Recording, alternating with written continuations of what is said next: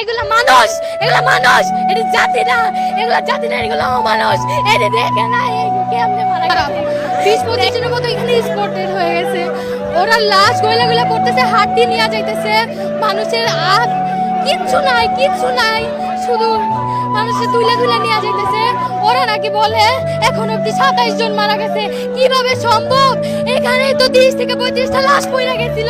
ওরা কেন মিথ্যা কথা বলতেছে? আমরা জবাব চাই। এগুলা কেন করতেছে? আমার কেউ মারা যায় নাই, কিন্তু আমার চোখের সামনে আমার ছোট ভাইগুলো মারা গেছে, বোনগুলো মারা গেছে।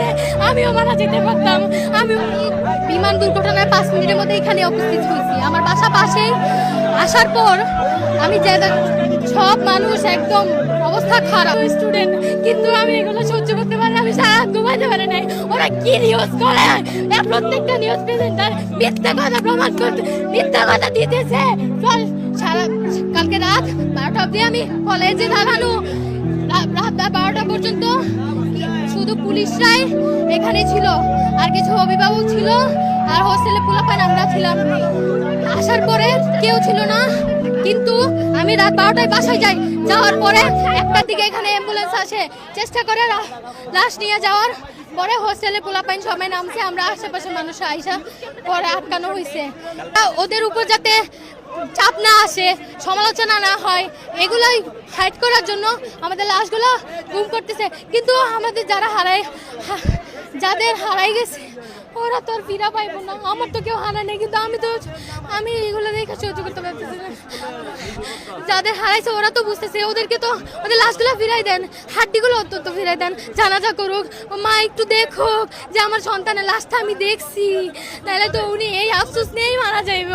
আমি আর সহ্য করতে পারতেছি না। আপনারা কি নিউজ দেন, কি নিউজ দেন? আপনারা কেমনে এতগুলা মানুষ মারা গেছে, আপনারা সবাই মিথ্যা কথা বলতেছেন, কেউ সত্য কথা বলতেছেন না। সেনাবাহিনী আমার শিক্ষককে মারছে, আমার শিক্ষকদের মায়েরা রাখে নাই, স্টুডেন্টদের গায়ে হাত তুলছে সাংবাদিকদের সত্য কথা বলার জন্য। ওরা আমাদের গায়ে হাত তুলছে, কেন তুলবে? আমাদের ক্যাম্পাস, আমরা সঠিক তথ্য দিব। ওরা কিসের রাইট নিয়ে আসে আমাদের গায়ে হাত তোলার? ওদের কিসের রাইট? ওরা কিসের রাইট? ওদের বিচার করা উচিত, বিচার করা উচিত। তবে প্রশাসন এখানে থাকবে, এটা স্বাভাবিক। আমাদের স্লোগান কিছু ভুল আছে, ওগুলোর জন্য আমি দুঃখিত। আমার তরফ থেকে সবাই দুঃখিত। এগুলো সহ্য করার মতো না। আপনারা হাইড করার জন্য, যাতে ওদের সমালোচনা না করে এই যে এত বছর পুরনো চলতেছে, এগুলোর জন্য যেই অবস্থা ছিল, এখান থেকে অ্যাম্বুলেন্স বেরোতে পারতেছিল না, গাড়ি কোনো প্রোটোকল বেরোতে পারতেছিল না, হাজার লাখ মানুষ, আমি নিজে এনে উপস্থিত ছিলাম।